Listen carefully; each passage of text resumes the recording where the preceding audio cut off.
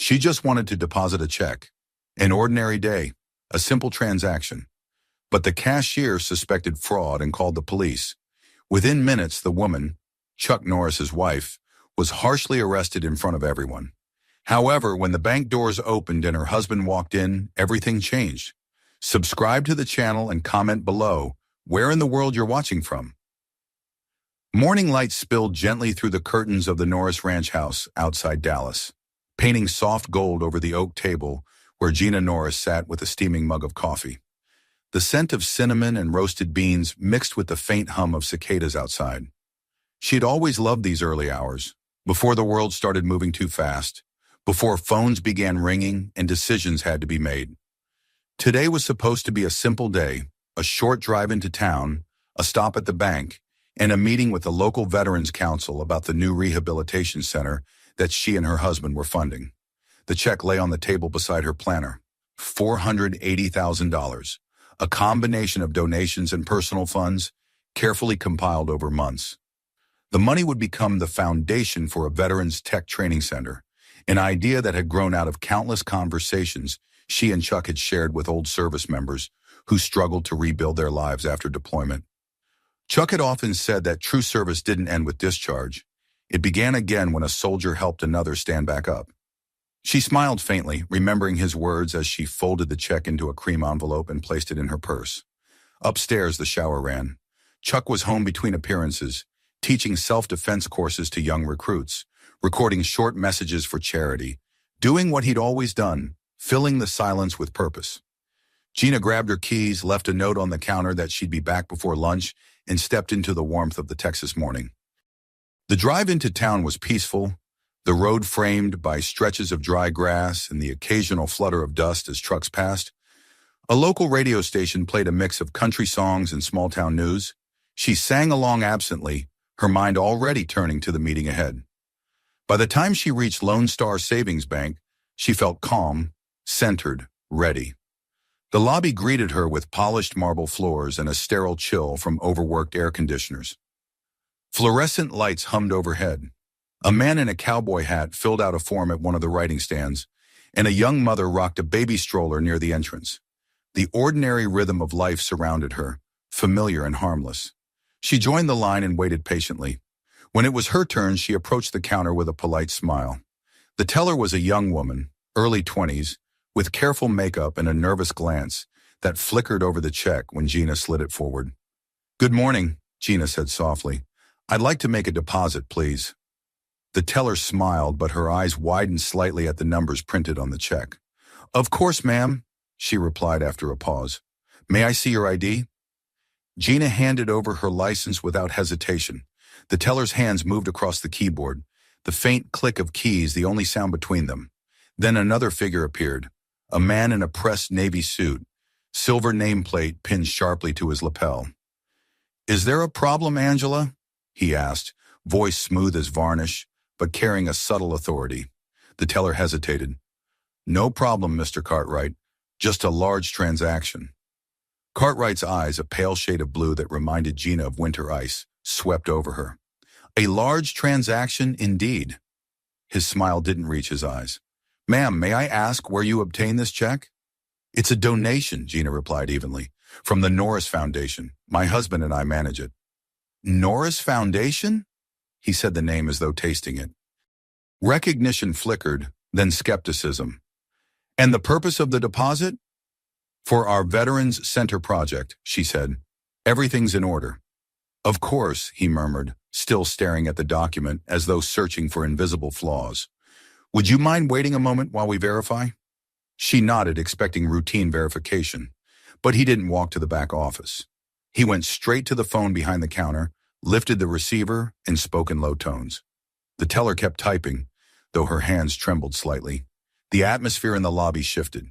The young mother stopped rocking her stroller. A security guard adjusted his stance near the door, his attention suddenly fixed on Gina. Minutes passed. Cartwright returned, his smile sharpened. "I'm sorry for the delay, ma'am. We're just confirming some details." Gina folded her hands atop the counter, remaining patient, though something cold began to settle in her chest. "Take your time," she said quietly. Another 5 minutes. Then 10. The guard's radio crackled. 2 uniformed police officers entered through the glass doors, their boots striking the floor in unison. Every head in the lobby turned. Cartwright gestured toward them, voice calm, rehearsed. "Gentlemen, this is the customer in question." Gina's stomach tightened. "Excuse me?" "Ma'am," one of the officers said, his hand already hovering near his belt. "We've received a report of a suspicious financial transaction. We'll need you to step away from the counter." "That's ridiculous," she replied. "There's nothing suspicious about—" "Step away from the counter," he repeated, sharper this time. The teller looked as if she wanted to speak but said nothing. People began to pull out phones. The mother with the stroller clutched her child closer. The elderly man by the writing stand murmured something to his wife. The world seemed to shrink around Gina, air thickening with unease. She stepped back slowly, trying to stay calm. "Officers, there must be a mistake. The check is legitimate. You can verify it with the foundation. Hands where I can see them." She froze, confusion flashing into disbelief. "I beg your pardon?" The officer nearest to her, his name tag read. Harlan grabbed her wrist. Pain shot up her arm. "You're being detained for questioning. Don't make this harder than it has to be." "I'm not resisting," she said quickly, her voice shaking more from shock than fear. The second officer, a younger man with a thin scar near his jawline, moved behind her. Cold metal snapped around her wrists. The sound of the cuffs echoed across the marble like a gavel striking. Murmurs rippled through the crowd. Someone whispered, "Is that Chuck Norris's wife?" Someone else shushed them. Her knees buckled under the force pushing her down. The marble floor pressed against her skin, hard and unyielding. Harlan's voice loomed above her. "Stay down. I haven't done anything wrong." "Then you've got nothing to worry about." The words cut deeper than the pressure of the cuffs. She stared at the reflection of herself in the polished floor, hair disheveled, face pale, surrounded by strangers filming her humiliation. The check envelope lay crumpled near her purse. One of the officers nudged it with his boot, then picked it up, inspecting the contents. "Big number for a forged document," he muttered. "It's not forged," Gina whispered, her throat dry. Cartwright stood a few feet away, arms crossed, a mask of professional detachment on his face.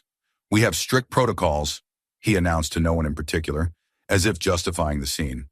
"Large transactions of questionable origin must be verified, for everyone's protection." "For your protection," she murmured bitterly. "Quiet," Harlan snapped. He hauled her to her feet, gripping her arm so tightly she winced. "You're coming with us." The other officer guided her toward the door, his hand firm on her shoulder. Phones followed her every step. The flash of a camera burned her vision white for a moment. Outside, sunlight blazed against the bank's glass facade, too bright after the chill of the lobby. The officers led her to the patrol car, parked by the curb. The metal of the cuffs bit deeper each time she moved. She tried to steady her breathing, to remind herself that she had done nothing wrong, that this would be resolved quickly once they checked the Foundation's records. Yet beneath that fragile logic, a raw ache pulsed, an ache of betrayal, of being treated not as a citizen but as a suspect, her integrity reduced to a formality. As they reached the car, a low rumble drew her attention down the street. A silver pickup truck slowed near the intersection. She knew that engine's sound, the rhythm of its idle, the way the sunlight gleamed off the hood. Her heart jumped. The officers hadn't noticed yet. They opened the patrol car door, pushing her gently but firmly toward the seat. She caught a glimpse of herself reflected in the car's window, hands bound, face flushed, eyes wide with disbelief. The truck turned into the lot, stopping abruptly at the sight of flashing lights. The driver's door opened. Chuck Norris stepped out, calm and steady as the horizon itself. The crowd seemed to recognize him all at once. Murmurs rippled, phones lifted higher. The officers stiffened instinctively. Chuck's gaze swept across the scene. The patrol car, the officers, and finally his wife. Their eyes met for a fraction of a second, and something silent but unmistakable passed between them. "Sir, you need to stay back," Harlan called, hand moving automatically toward his belt.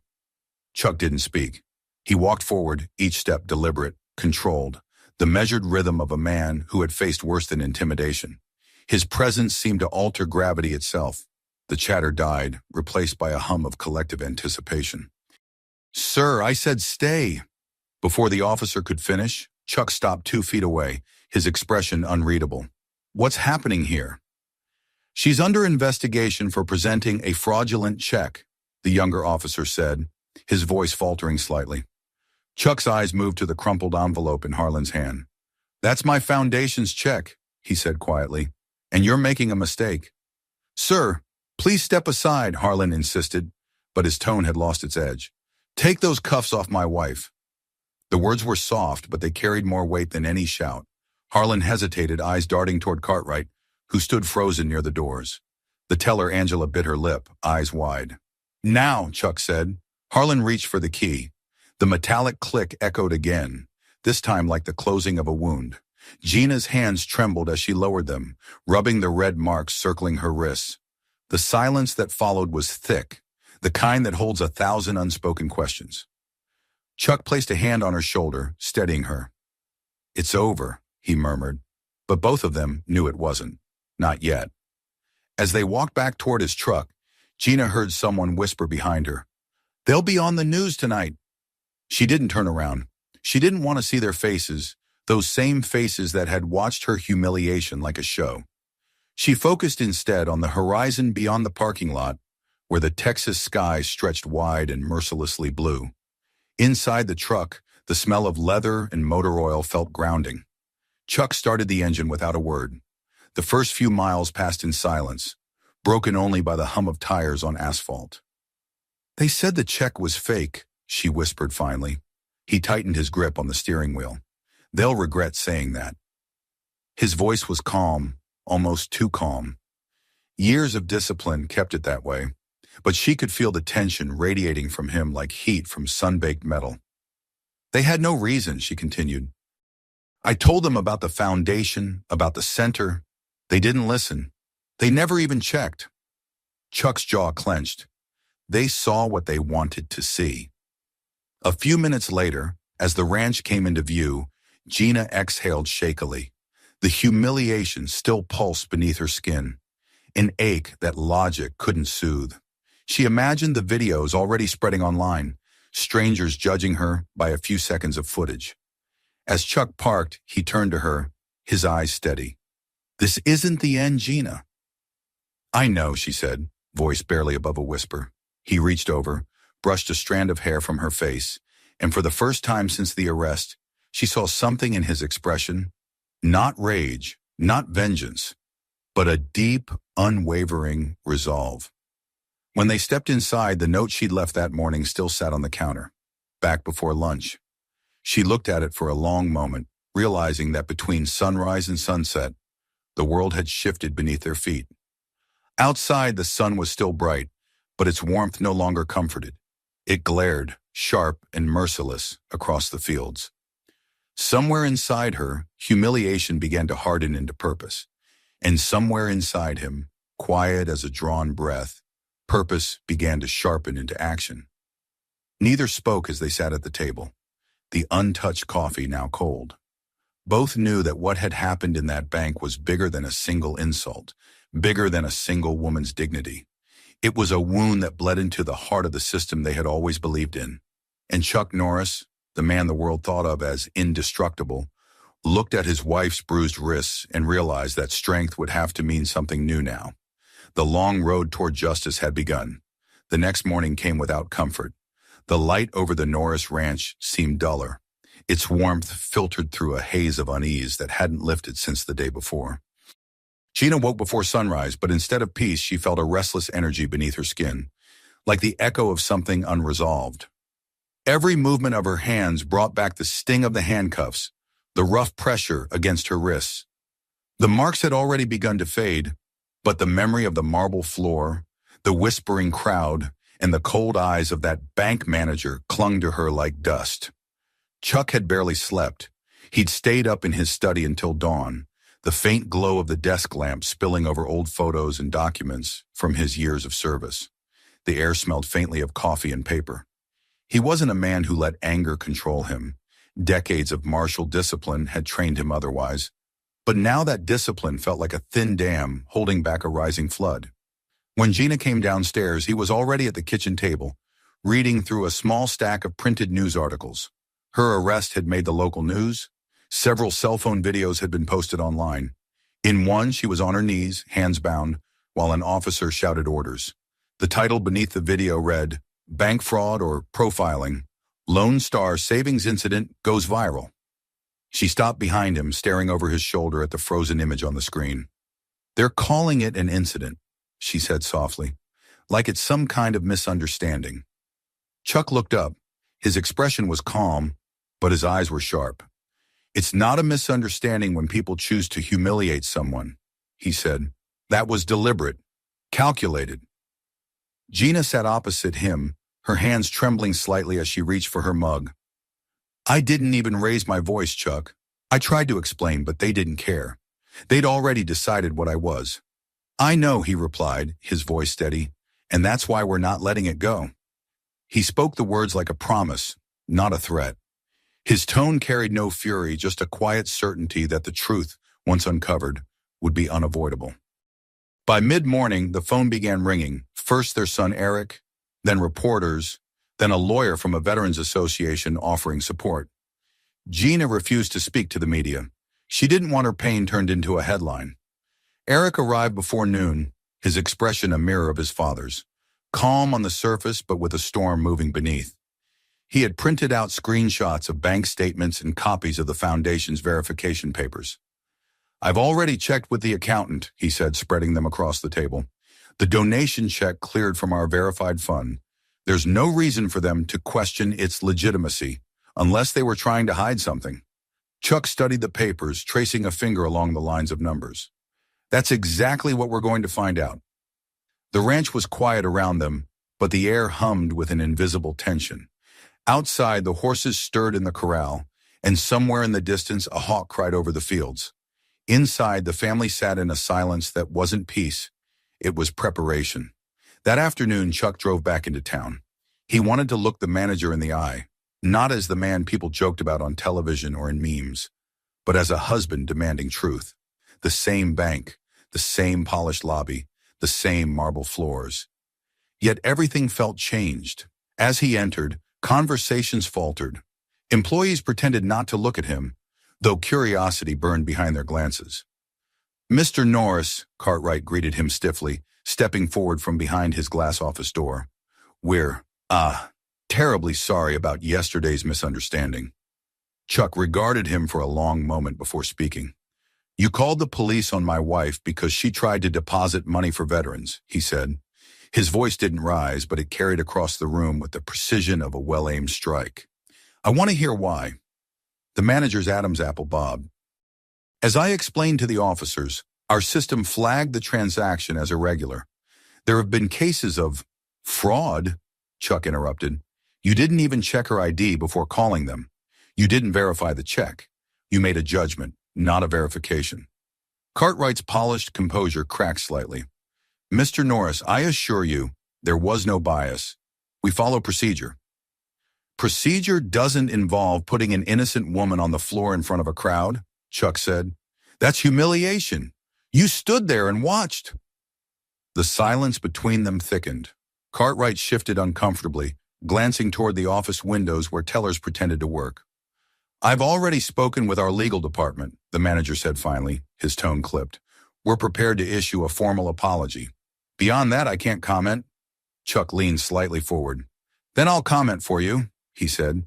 "You're going to see this again, not from me, but from the people who'll want to know what kind of bank calls the police on a donor to veterans. I've spent my life teaching discipline and respect. Yesterday, your staff forgot both." He turned and walked out, leaving Cartwright standing in the silence he deserved. Outside, the afternoon sun hit his face, and for the first time since the arrest, he allowed himself a deep breath. It didn't ease the anger, but it grounded it. He knew now that this wasn't just about Gina. It was about something larger, something festering behind polished facades and practiced smiles. When he returned home, Eric was waiting with a laptop open to a spreadsheet. "Dad," he said, "there's something weird. I looked into the bank's community fund statements, They've been taking in federal grants for veterans programs, but the disbursements don't match the deposits. There are missing amounts millions over the last 3 years. Chuck frowned, moving behind his son to read. Could be accounting errors, he said. Could be, Eric agreed. Or could be something worse. The same people who froze Mom's deposit are listed as signatories on those accounts. Gina entered quietly, carrying a tray with 3 mugs of tea. Her hands were steadier now, but her eyes were tired.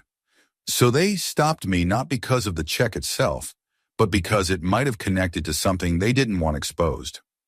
That's what it looks like, Eric said. If we can get records from the foundation's end and compare them, we'll know exactly where the money went. Chuck nodded. Then that's what we'll do. But we do it right. No shouting, no public fights. We build a case so tight that they can't twist it. That night, the ranch felt alive with quiet determination. Gina organized papers, Eric compiled files, and Chuck made calls to old friends, former officers, veterans, and one retired FBI agent he trusted implicitly. He didn't tell them everything, only that he suspected misuse of veteran funds connected to Lone Star Savings. Each conversation ended with the same calm promise: we'll look into it. As darkness settled over the ranch, Gina stepped onto the porch. The sky stretched endlessly above her, scattered with the faint shimmer of stars. She heard the soft whicker of horses and the faint hum of crickets. For a moment, the world seemed at peace again. Then she caught sight of a pair of headlights parked down the road, motionless, their beams dimmed but still visible through the trees. "Chuck," she called softly. He joined her a moment later, following her gaze. The car didn't move. After a few minutes, it turned off its lights, blending into the shadows. "They're watching," Gina whispered. "Let them," Chuck said quietly. "We have nothing to hide." Inside, Eric was still working. He discovered that one of the bank's largest veteran outreach funds was registered under a shell organization that had no address other than a rented post office box. The same company had received contracts from a local prosecutor's office, the same office that had approved the bank's community projects. Chuck stood behind him, reading each line.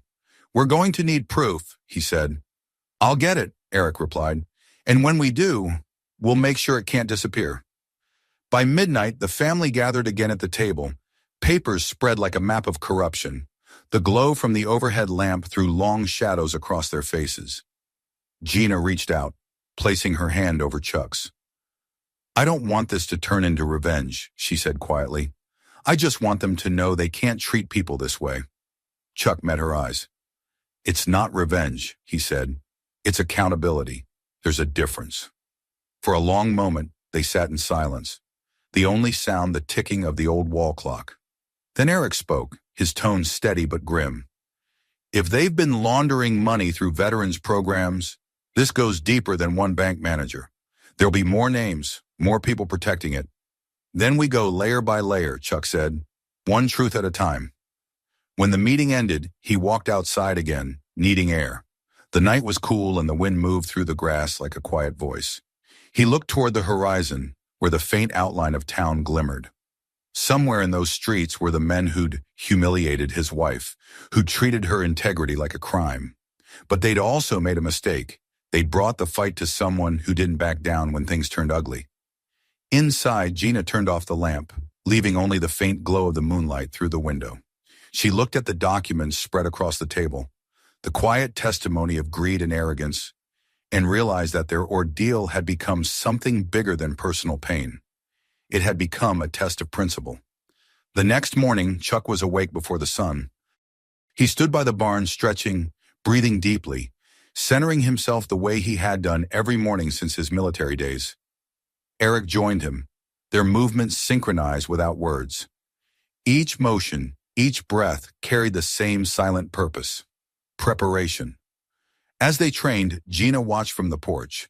The rhythm of their practice reminded her that discipline wasn't only about combat, it was about focus, patience, and clarity. She could feel those same qualities taking root inside her now, replacing humiliation with resolve. When the session ended, Chuck looked toward her, wiping sweat from his brow.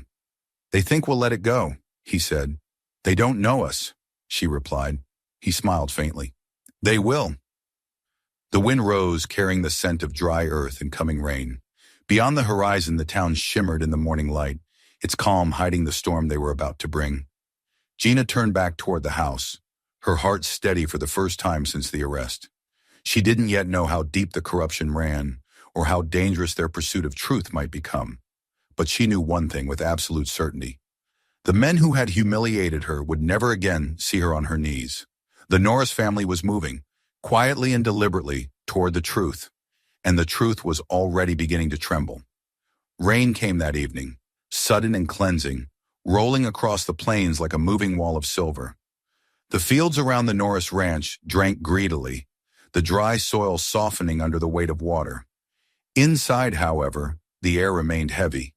Every sound, the tapping of drops against the roof, the occasional creak of the house seemed amplified by tension. Gina stood by the window, watching the rain trace trembling paths down the glass, her reflection faint but weary. She had barely spoken since morning. The humiliation from the bank had turned into something sharper now, something like quiet defiance. But still, there were moments when the memory cut through her calm, leaving her hollow. Behind her, Chuck sat at the table, flipping through a folder of printed bank reports that Eric had gathered. His reading glasses rested halfway down his nose, and a faint furrow lined his forehead. Eric was across from him, the glow from his laptop washing his face in pale blue light. The soft clicking of keys was the only rhythm in the room until Gina finally turned away from the window. "Has anyone from the bank reached out?" she asked, her voice low. Chuck didn't look up. "Cartwright sent an email through a lawyer this morning," he said. "He called it an official apology." "That's not an apology," Eric muttered without raising his eyes. "That's them trying to close the door before we open it." Gina crossed the room, glancing at the open files. "And did you find anything?" Eric leaned back, exhaling. "Enough to know something's off, but not enough to prove it yet. The bank's Veterans Fund records don't add up. There are transfers to multiple nonprofit accounts that don't exist in the registry. It's as if the money disappeared into thin air." Chuck looked up then, eyes narrowing. "Names? Some. There's a signature H, Cartwright on all the forms, but there's also an authorization line from the district attorney's office. Same initials on every major transaction over $100,000. Gina frowned. "You mean someone in the prosecutor's office is involved?" Eric nodded. "If not directly, then by looking the other way." The rain grew harder outside, wind pressing against the windows as if trying to listen. Chuck closed the folder and stood. "We'll need someone who knows how to get those records without triggering alarms." "I might know someone," Eric said. "A friend from my stunt coordination days. He does cybersecurity for the military now. He owes me a favor." "Call him," Chuck said simply. Gina moved toward the kitchen, her movements slow but deliberate. She poured tea for each of them, the steam rising between their words. "I still can't believe this started with a simple deposit," she murmured. "All we wanted was to help veterans." Chuck's expression softened as he took the cup. "Sometimes the smallest things reveal the biggest cracks," he said. "You didn't do anything wrong, Gina. You just walked into the wrong building at the right time." She gave a faint, sad smile. "Or the right building at the wrong time." Hours passed with the rain. They spread papers across the dining table, filling it with numbers, annotations, and half-legible signatures. Each document seemed like a fragment of something much larger, a web of deceit that extended far beyond the bank's glass doors. The deeper they looked, the more the picture sharpened. A string of grants meant for veterans' housing programs, quietly rerouted through shell organizations. Donations disappearing before reaching their recipients. Withdrawals approved under the guise of administrative expenses. By midnight, the storm had passed, leaving behind a brittle silence. Eric shut the laptop, rubbing his eyes. "There's enough here to make noise, but we'll need proof of intent," he said. "Otherwise, they'll just call it accounting errors." "We'll get it," Chuck replied. "Tomorrow we start asking questions." "Questions to whom?" Gina asked. "To people who've been silenced," he said. "Veterans who applied for help and never got it, contractors who built nothing but got paid anyway. Someone will talk. They always do." The next day they drove into town together. The sky was washed clean, bright and deceptively innocent. They started with the Veterans Association office. The building was small, tucked between a barbershop and a pawn store. Inside, an older man named Henry Thin, gray-bearded, wearing a faded Marine Corps cap, sat behind a desk piled high with folders. "I remember your wife," he said when Chuck introduced himself. "That whole mess at Lone Star Savings, damn shame. My daughter showed me the video. Couldn't believe it." "We're not here for sympathy," Chuck said gently.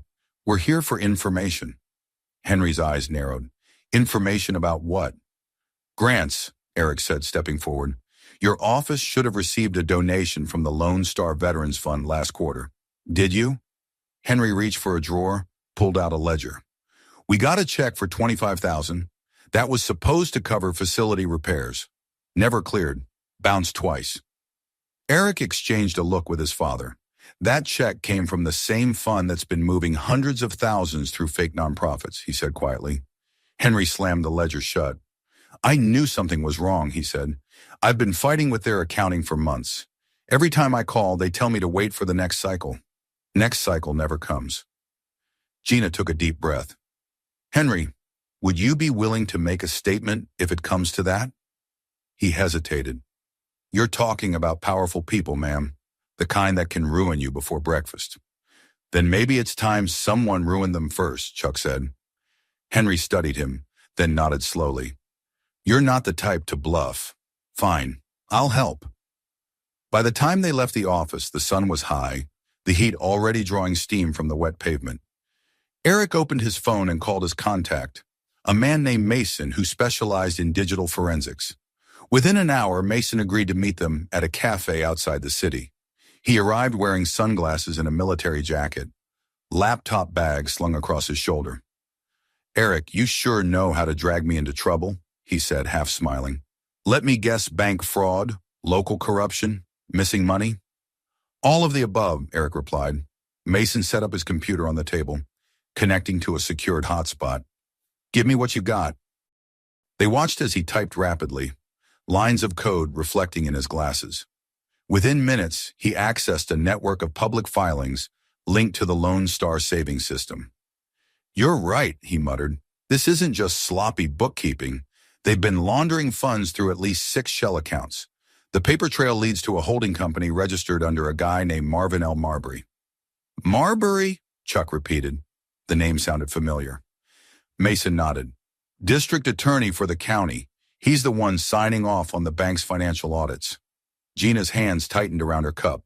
"So the people supposed to enforce the law are protecting the ones breaking it."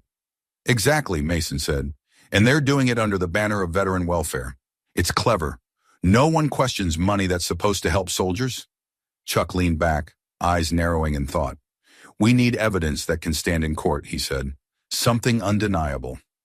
Mason smiled faintly. "Lucky for you, their digital security is about as strong as wet paper. Give me 48 hours. That night, the ranch was alive with quiet conversation. Gina sat by the fire, sorting through physical documents while Eric and Mason worked side by side at the kitchen table. The clicking of keys filled the air again, a rhythmic pulse of purpose. Chuck paced the room, mind racing. At one point, Gina looked up and said softly, "You think they'll come after us?" He stopped, meeting her gaze. "They already have, but now we're watching back." The next morning, Mason brought results. He laid out a printed report filled with transaction IDs, wire routes, and timestamps. "These accounts were used to funnel money out of federal grants," he explained. "And here's the smoking gun. This signature right here, it's Marbury's. The same signature appears on a transfer authorization to an offshore account." Chuck studied the paper silently. Gina moved closer, reading over his shoulder. The weight of it sank in, a network of deceit tied directly to the people who had orchestrated her humiliation. Eric looked at his father. "What do we do now?" Chuck folded the paper carefully. "Now we prepare," he said. "We're not just dealing with criminals. We're dealing with officials who think they're untouchable. If we move too soon, they'll bury us under procedure. If we move too late, they'll erase the evidence." "So we time it right," Eric said. "Exactly." Over the next few days, they began building their case piece by piece. Gina reached out to veterans who had applied for aid and been rejected. Many told similar stories: endless delays, vanished funds, dismissive replies. Each conversation added another voice to the growing chorus of injustice. One evening, as Gina sat on the porch making calls, she noticed a car idling again near the property line. The same dark sedan as before. She hung up and called into the house. "Chuck, it's here again." He came out, wiping his hands on a towel. The car's engine revved and rolled away slowly. He watched it until it disappeared over the hill. "They're nervous," he said. "That means we're close." Gina shivered, though the air was warm. "What if they try to stop us?" He turned to her, his face calm but resolute. "Then they'll learn what it means to stand against truth." In the days that followed, Mason uncovered more. Phone records linking Cartwright and Marbury, internal memos referencing veteran fund adjustments, even a list of whistleblowers who had been quietly transferred or silenced. It was a pattern, a machine built on intimidation. The Norris house transformed into a command center. The walls were lined with notes and printouts. Late at night, when everyone else was asleep, Chuck often sat alone, reading the statements again and again. He could still see Gina's face from that day at the bank, pale, frightened, humiliated. That image had burned itself into him, not as rage but as duty. One evening, Eric walked in quietly. "Dad," he said, "I know this isn't easy for you, but you've done this kind of thing before. Different field, same principles. You always said the fight for justice isn't about winning. It's about not letting wrong stand unchallenged." Chuck smiled faintly. "Sounds like something your old man would say." "It is," Eric replied. "And this time, we're all in it together." By the end of the week, Mason delivered a final folder. Inside were printouts of emails between Marbury's office and the bank, detailing coordinated delays on legitimate veteran payments. Each message was stamped, time-coded, irrefutable. Gina looked at the papers, then at her husband. "So now we have everything?" "Everything we need to show the world what they've been doing," he said. "But we'll do it our way, on our terms."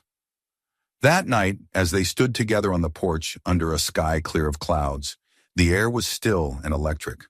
Fireflies flickered over the wet grass, silent witnesses to what was coming. Gina rested her head on Chuck's shoulder. "It's strange," she whispered. "I feel like something broke inside me that day. But maybe it had to break, so something stronger could take its place." He nodded slowly. "They tried to humiliate you, Gina. Instead, they woke you up. And they woke me too." The wind stirred the trees. Somewhere in the distance, thunder grumbled again, low and patient, like a promise waiting to be fulfilled. The rain would return soon, but this time, it would not wash anything away.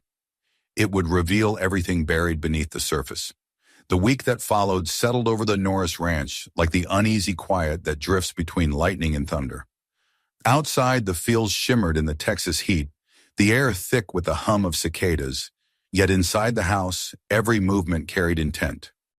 The kitchen table that once held breakfast plates and folded newspapers had transformed into a command center, covered with printed emails, transaction logs, and sticky notes mapping out a growing conspiracy that reached from the small-town bank all the way to the county prosecutor's office. Gina moved carefully between stacks of paper, her once calm hands now precise and purposeful. The tremor that had followed her arrest was gone. In its place was something quieter, deeper, a resolve forged in humiliation and honed by love. The sound of typing came from the corner where Eric worked beside Mason. Both of them bent over their laptops, the blue glow of screens painting their faces in artificial twilight, even in the brightness of day. Chuck paced slowly near the window, arms folded, eyes scanning the horizon as though expecting the next move to come, not from his family, but from the world beyond the ranch gate. Every evening since Mason's discovery, the same black sedan had returned to park along the distant fence line. Sometimes it stayed for an hour, sometimes just a few minutes. It never came closer, but its message was clear. "We see you." Chuck made a point of standing on the porch whenever it appeared, never saying a word, never looking away until the car left. If they wanted intimidation, they would get endurance instead. Inside, the atmosphere was that of a family preparing for war, though no one said it out loud. They spoke softly, moved deliberately, avoided panic. It was as if the entire household was following the same unspoken rhythm, a rhythm that Gina realized she recognized from the stories Chuck used to tell about his time in the military. The waiting, the planning, the quiet before the first strike. One evening, as the sun bled into the horizon, Eric leaned back in his chair with a sigh. "I've cross-referenced everything," he said. "The numbers don't just point to laundering, they scream it. The veterans' funds, the fake nonprofits, the DA's shell companies, they're all connected through one payment chain. It's elegant in the worst way possible." Mason nodded grimly, and the DA, Marbury, made sure it all stayed invisible by authorizing audits that never happened. The bank's board gets their share, the police get their protection, and the people who actually need the help, well, they're too broke or broken to fight back. Gina set down her pen, her brow furrowed. And how many people like Henry have been ignored because of this? "Dozens," Eric replied. "Maybe more. I've found at least 40 rejected grant applications, all with identical language pending verification. It's a script, not a system." Chuck spoke quietly, almost to himself. "They built a fortress of lies and hid behind bureaucracy, but fortresses fall from the inside." Mason looked up. "What's the plan then? We have enough data to blow this open. But if we go public now, they'll deny everything and smear you in the process. They've done it before." Chuck's voice was steady, but his gaze hardened. "We're not going to the press yet, not until we've gathered people witnesses who can speak for themselves. If this becomes about me or Gina, they'll twist it into personal revenge. It has to be bigger than that." Gina listened, her fingers tracing the rim of her mug. "We could call the veterans community," she said. "The ones who never got their aid. They'll come if we give them a reason." Eric's eyes lit up. "A town meeting," he said. "Not in a courthouse or a government building. Somewhere public, open, where cameras can't be turned off." "Exactly," Chuck said. "We'll invite the press ourselves, but only after we've made it impossible for them to silence the story. They've relied on secrecy. We'll give them sunlight." The decision once made changed everything. The days that followed became a flurry of preparation. Gina coordinated phone calls with local veterans groups, church networks, and community leaders, explaining only that there would be a gathering to discuss misused veteran funds. She didn't mention names, didn't accuse anyone outright. The truth would speak for itself when the time came. Eric and Mason worked around the clock to create a digital archive, a secure cloud system that mirrored every document, every recording, every email they had uncovered. "If they try to wipe us out, they'll only expose themselves faster," Mason said. "Once the files go live, they can't take them back." One evening, Gina was in the kitchen preparing dinner when she heard a soft knock at the back door. It was Henry, the veteran who had agreed to help. His hat was in his hands and his eyes were wary. "Ma'am," he said, glancing around before stepping inside. "I got your message. I'll be there for the meeting. But I thought you should know someone came by the office today asking about me. Said they were from the county records department, but I didn't buy it. They knew too much about my finances." Chuck appeared in the doorway. "Did you get a name?" Henry shook his head. "No badge, no business card. Just a warning to stay out of politics." "They're tightening their grip," Eric said from the other room. Chuck put a hand on Henry's shoulder. "You did the right thing coming here. Keep your head down until the meeting. We'll handle the rest." Henry nodded, his voice quiet. "They're scared, Mr. Norris. You can see it in how they move. People that's sure of their power don't act like that unless they know it's slipping." After Henry left, Gina sank into a chair, exhausted. "How far will they go, Chuck?" she asked. "If they're willing to threaten veterans, they'll go as far as they think they can get away with," he said. "That's why we make sure they can't." That night, the house didn't sleep. Eric drafted a schedule for the upcoming meeting. Gina wrote a statement to open the event, and Chuck called every trustworthy contact he still had from his law enforcement connections. Some were reluctant to speak, others silently grateful that someone was finally doing something. By midnight, rain began again. Soft at first, then harder, tapping at the windows like fingers. The storm outside felt like an omen, but not of doom of cleansing. Gina looked up from her writing and watched the drops race down the glass. "It feels like something's ending," she whispered. Chuck, standing behind her, answered, "Sometimes things have to end before they can be made right." 2 days later, The town began to buzz with quiet rumors. Flyers appeared on bulletin boards and social media posts hinted at a community meeting exposing veteran fund fraud. Marbury's office dismissed it as baseless online chatter, but the unease spread. The bank tightened its security protocols, and an unmarked patrol car began circling near the Norris property. On the morning before the meeting, Gina woke early and went outside. The air was cool, the dawn pink and fragile. She walked across the damp grass, listening to the distant lowing of cattle, the hum of cicadas slowly waking. For a moment she felt the weight of everything they had uncovered pressing against her shoulders. But there was also pride, a quiet, immovable pride that came from knowing she had refused to stay silent. Inside, Eric was on the phone, finalizing the technical setup. Mason had arranged for live broadcasting. Multiple cameras would stream the event simultaneously across different platforms to prevent interference. "They can't block all of them," he said. "Once it starts, it's out there." Chuck was already dressed, wearing his old denim jacket, the same one he used to wear during his early charity events. It wasn't for show. It was a reminder of where he came from, of the people he was standing up for. As the day stretched toward evening, nerves hummed beneath the calm. They rehearsed every detail, the order of speakers, the placement of cameras, even the seating arrangements to avoid confusion once the press arrived. Jana practiced her opening words again and again, her voice steadying with each repetition. When the sun dipped low, painting the fields in orange and rose, the black sedan appeared again. Only this time, it didn't stay at the fence line. It drove closer, slowly, headlights off, until it stopped at the end of the driveway. Chuck stepped out onto the porch, silent as ever, and watched. The car idled for a long minute. Then the passenger window rolled down, revealing a man in a suit and dark glasses. "Mr. Norris," he called, his voice carrying in the warm air. "You've made quite a stir. My employer would appreciate a word." Chuck didn't move. "Tell your employer he can have all the words he wants tomorrow night publicly." The man's jaw tightened. "That's not how this works." "It is now," Chuck said. The man hesitated. Then the window rolled up, and the car pulled away into the growing dusk. When Chuck came back inside, Gina was waiting. "Who was it?" "Someone sent to test our fear," he said. "They didn't find any."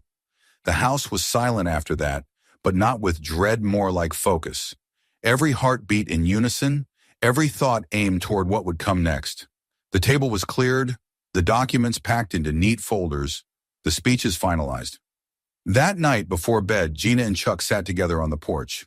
The crickets sang, and the smell of wet earth rose from the fields. "Do you ever think about how it started?" she asked softly. "Just one morning, one trip to the bank. I thought I was just making a deposit." He looked at her with a faint smile. "Sometimes change starts with something small. You didn't just make a deposit, you pulled the first thread. Now the whole fabric's coming apart."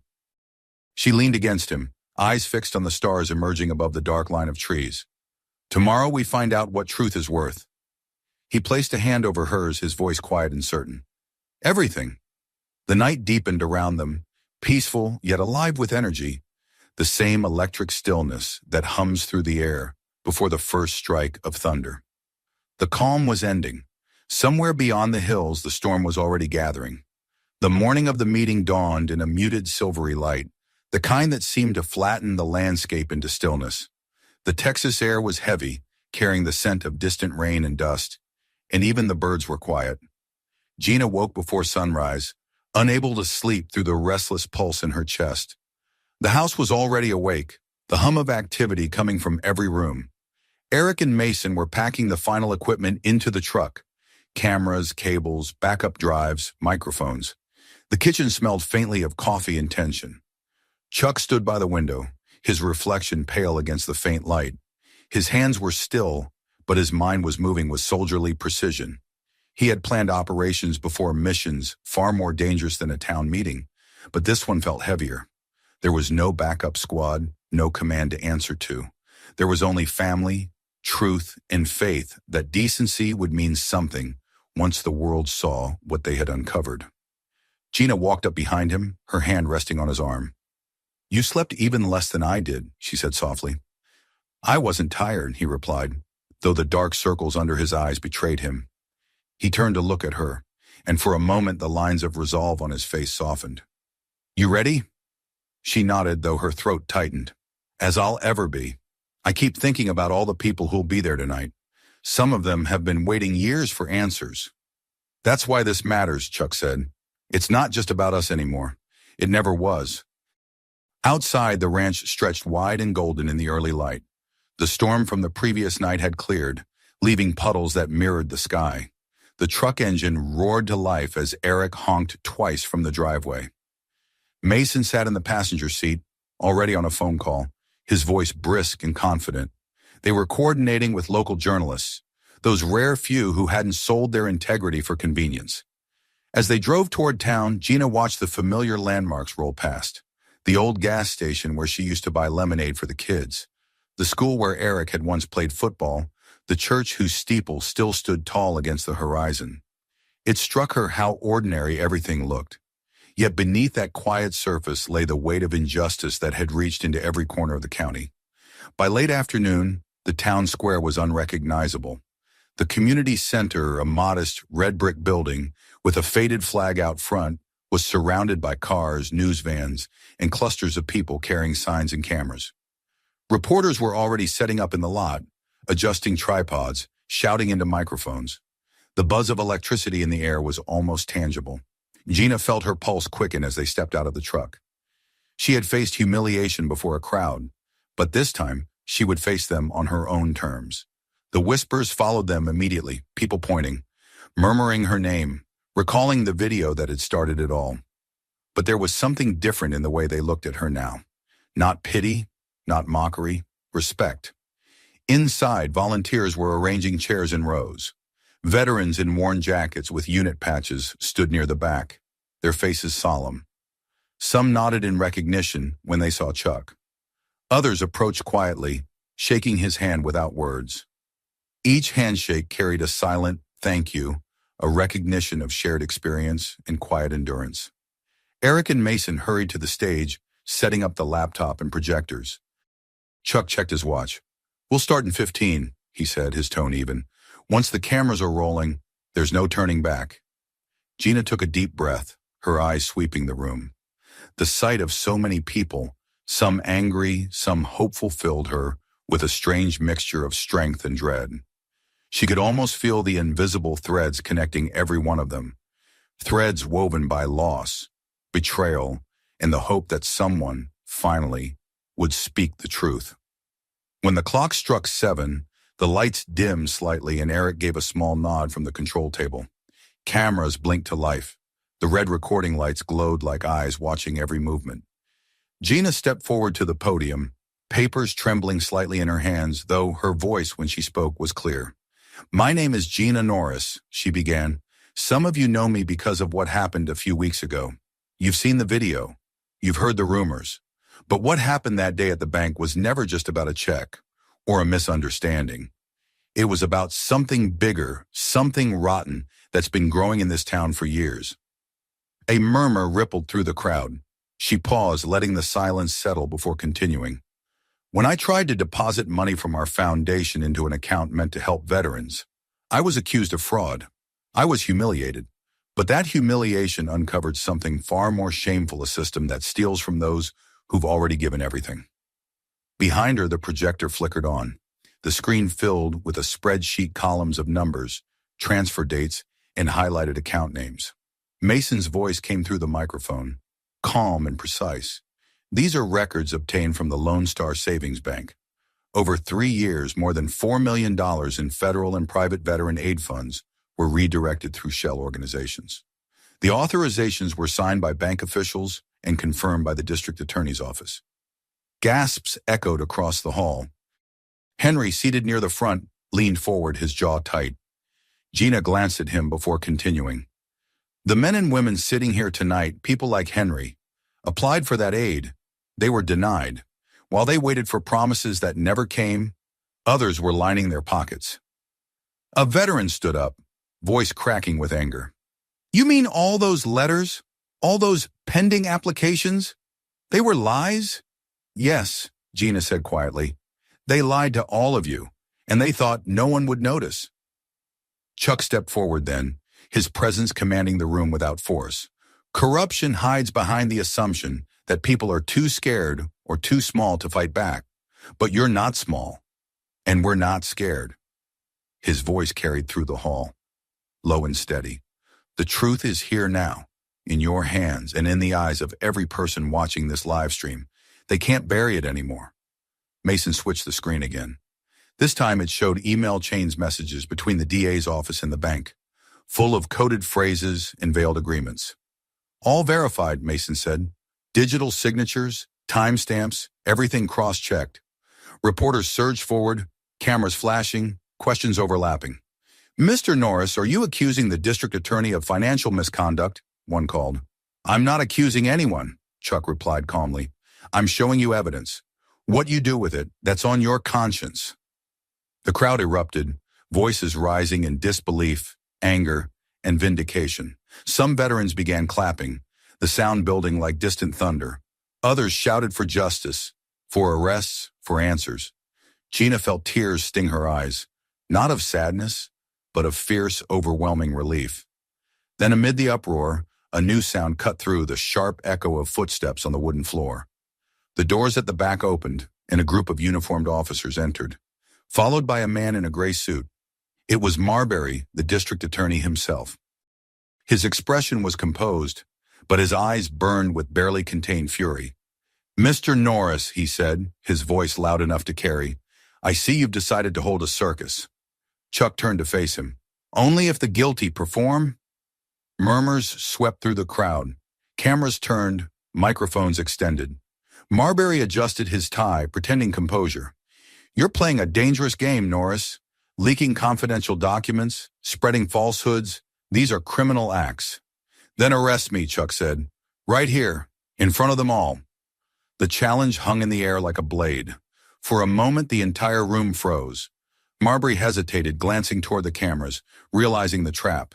To act would make him look exactly as corrupt as the files suggested. To retreat would expose his weakness. He chose silence. Chuck stepped closer, his tone quiet but cutting. You had years to do the right thing, to honor the people who served. Instead, you built your fortune on their pain. The law doesn't protect you anymore, Marbury. The people do. Applause broke out again, louder this time, unstoppable.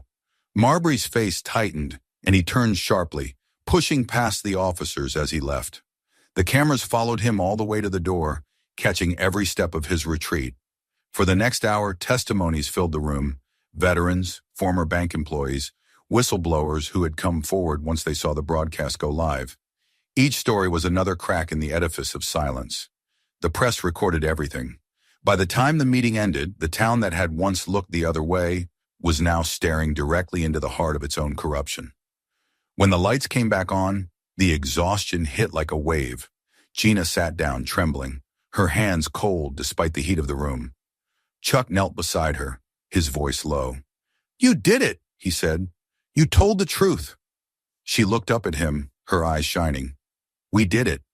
Outside, night had fallen. The air buzzed with the murmurs of people lingering in the square, talking, debating, recording their thoughts. Somewhere sirens wailed in the distance, not in warning, but as if signaling the beginning of something new. As they walked to the truck, Eric checked his phone. It's already everywhere, he said. National outlets picked it up within minutes. They're calling it the Norris disclosure. Chuck shook his head. Call it whatever they want. What matters is that the right people finally see. Gina looked back once at the glowing windows of the community center, where the truth had finally found its voice. She felt lighter, though she knew this wasn't over. There would be investigations, backlash, maybe even danger. But for the first time since that awful day at the bank, she could breathe without shame. As they drove home, the first drops of rain began to fall again, tapping gently against the windshield. The storm had arrived, but it no longer felt threatening. It felt cleansing, like a benediction. Chuck reached over, taking her hand in his. Neither of them spoke, but both understood the same silent truth. They had faced power, and power had blinked first. The road ahead was uncertain, but the light of justice, fragile, flickering and real, had begun to shine. Morning came slow and uncertain, the kind of gray light that seemed to hover between night and day, as if the world itself wasn't yet sure which direction it wanted to turn. A thin mist clung to the fields around the Norris ranch, softening the lines of the fences and trees. The air smelled faintly of rain and cut grass, carrying the freshness that only follows a storm. Inside the house, the television flickered with news broadcasts, the sound low but insistent, every channel repeating the same name: Lone Star Savings Bank, District Attorney Marvin L. Marbury, and the Norris family. What had begun as one woman's humiliation had become a national scandal. Gina stood in the kitchen, her hands wrapped around a cup of coffee gone cold. The screen across the room showed footage from the night before, her standing at the podium, her voice clear, Chuck beside her, veterans behind them. Reporters outside the courthouse were now speculating about arrests, investigations, and the possibility of federal involvement. Her name was everywhere, yet she felt no triumph, only a quiet, exhausted clarity. Chuck entered the room, his steps steady but slow. He'd been awake since before dawn, pacing the porch, answering calls from journalists and lawyers, declining interviews with calm politeness. He'd always avoided attention. Fame to him had been an old, ill-fitting coat he wore only when necessary. Now that same attention had become a weapon, one he had no choice but to wield. He poured himself coffee, then glanced toward the television. "They're saying Marbury resigned," he said. Gina looked up, surprised. "Already?" "Effective immediately. He left a statement, claims it's for personal reasons." Chuck's mouth curved into something between disbelief and disappointment. "He'll try to disappear before the storm hits him full force." "He won't get far," Gina said softly. "Not now." Eric came into the room, laptop under his arm, his face lit by the blue glow of constant updates. "You're right," he said. "The Justice Department just opened a preliminary inquiry. It's all over the wire. They've frozen several of the bank's accounts and issued subpoenas for internal records. They're naming Cartwright, the bank's board, and Marbury as persons of interest." Gina sank into a chair, a strange relief washing over her. "It's really happening," Eric nodded. "They'll try to spin it, of course. Some of the talking heads are already saying it's a political move, others that it's all you're doing." Chuck gave a small laugh. "They can say what they want. We didn't do anything except tell the truth." "But truth has enemies," Eric said quietly. Chuck met his son's eyes. "Then it's a good thing truth has family too." For the rest of the morning, the ranch buzzed with phone calls. Friends, journalists, and veterans called in waves, some to offer thanks, others to share stories, many simply to express disbelief that justice might finally be catching up with those who had abused power for so long. Gina listened to the messages, tears welling with every voice that said, "You gave us back our dignity." At noon, a car pulled into the long gravel driveway. Chuck stepped outside before it even stopped. A man in a dark suit emerged, tall, calm, professional. He introduced himself as Special Agent Keller from the FBI's Financial Crimes Division. "Mr. Norris, Mrs. Norris," he said, shaking their hands with quiet respect. "I won't take much of your time. We're reviewing the evidence you made public, and I need to verify the original files." "They're all here," Chuck said, leading him inside.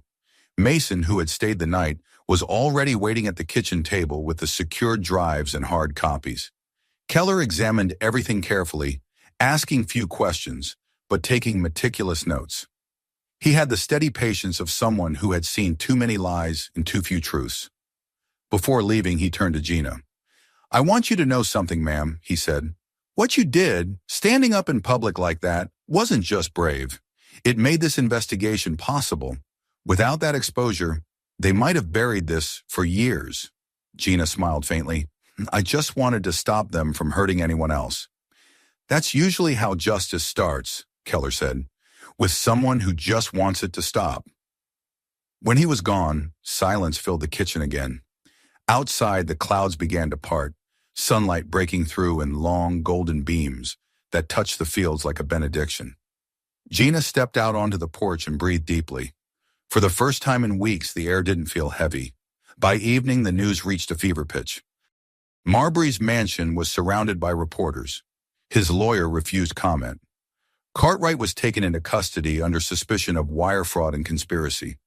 There were rumors of others flipping minor officials who had turned state's evidence in exchange for leniency.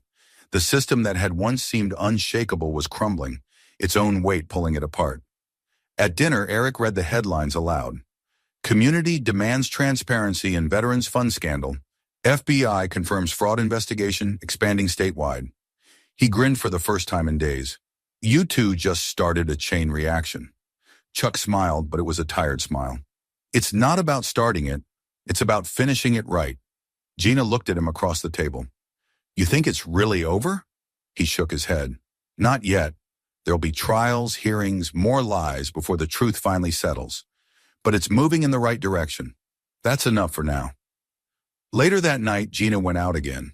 The stars were sharp against the black sky, and the air had cooled. The ranch was quiet except for the distant sounds of crickets and the rustle of wind through the grass. Chuck joined her, wrapping an arm around her shoulders. For a long moment, they stood without speaking. I keep thinking about that day, she said finally. The floor of that bank, the way everyone watched.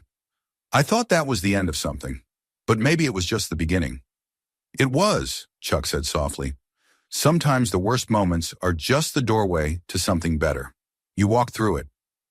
She leaned against him, the weight of everything that had happened pressing on her, but it no longer felt unbearable. It felt earned. The following week brought even more revelations. More victims came forward. Veterans, widows, small charities that had been denied funds. Each new voice made the picture clearer, the corruption deeper, the justice sharper. The Norris family's name appeared in headlines not as victims, but as catalysts. Gina's image at the podium became a symbol of integrity, a woman who had faced humiliation and turned it into truth. One morning, she received a letter in the mail. The envelope bore no return address, only a simple line typed across the front. For Mrs. Norris. Inside was a single sheet of paper, handwritten in a trembling but firm hand. I was one of the officers who arrested you that day. My name is David Harlan. I've resigned from the force. I was following orders that didn't come from the bank, they came from above. I can't undo what I did, but I want you to know that watching you stand up to them showed me what real courage looks like. I hope someday I can earn that kind of peace. Gina folded the letter carefully and held it for a long time.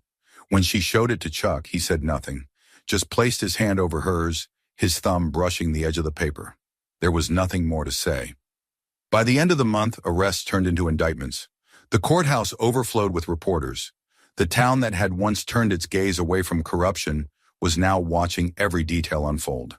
And in that scrutiny, something unexpected bloomed hope. People began to speak of reform, of new leadership, of transparency. For Gina, life slowly began to regain its rhythm. She returned to the Veterans Foundation, where donations now poured in from across the country. The new board of trustees, free from the old corrupt ties, named the first facility in her honor, the Gina Norris Rehabilitation and Integrity Center. She protested the naming at first, embarrassed, but they insisted. It's not just a building, the director told her. It's a reminder that one act of courage can rebuild everything that greed tried to destroy. Chuck watched the dedication ceremony from the back row, his heart full but quiet. He had always believed in strength, not the kind that breaks, but the kind that endures.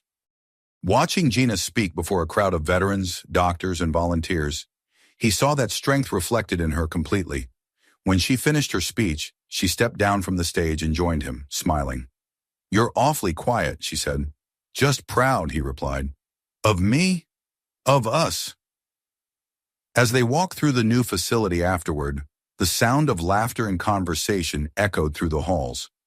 Veterans were already meeting with counselors, staff moved with purpose, and sunlight poured through wide windows onto clean, bright floors. Every corner of the place seemed alive with what they had fought for dignity restored. That evening, back at the ranch, they sat on the porch once more. The sky stretched wide and endless, painted in gold and violet as the sun sank low. Eric joined them, his camera in hand, recording footage for the foundation's website. Say something for the donors, he said with a grin. Chuck shook his head. They don't need to hear from me. Gina laughed softly. Then from me, Tell them this place isn't built on money, it's built on what people refuse to ignore. Eric lowered the camera, smiling. That's perfect. As night fell, the world seemed finally to exhale. The darkness that had once loomed over them was gone, replaced by the quiet rhythm of wind and life continuing. The headlines would fade, the trials would come and go, but the truth they'd uncovered had already changed something far greater than a town or a bank. It had changed faith itself. Chuck reached for Gina's hand, their fingers intertwining, their silhouettes framed by the last light of the day. You know, he said softly, they thought they could break us. She looked at him, her eyes shining. They didn't know who they were dealing with. He smiled, and together they watched the first stars pierce the twilight. The world was still imperfect, still scarred, but it was turning toward the light again. And for the first time in a long time, justice felt not like a word spoken in courtrooms, but like a breath in their own lungs, steady, strong, and alive. Hit subscribe and turn on notifications. You won't believe what's coming next. Share this video so more people can see the truth.